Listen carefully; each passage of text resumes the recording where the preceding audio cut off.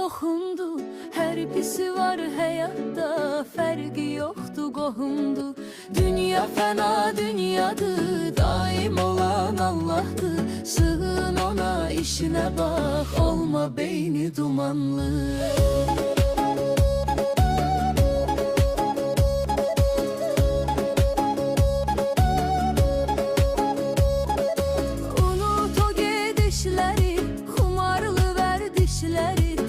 Üç gün ömrün qalıb, tərk elə pis işləri. Nəfsinə qalib gələn, pis arzuları dəf edən, ayılanda şükür edəcək, yaxşı ki etmədim mən.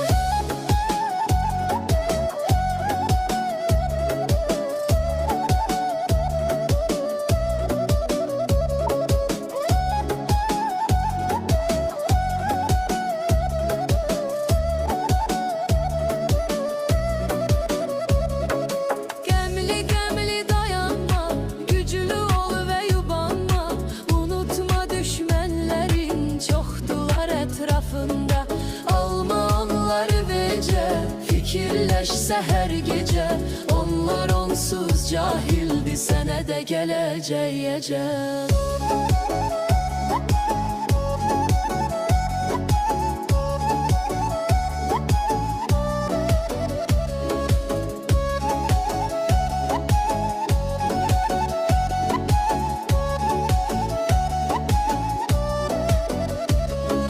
Dinlə sözü bitirim, son nəsihət edim. Yüngülə getmə çalış, qoy yanmasın ürəyin.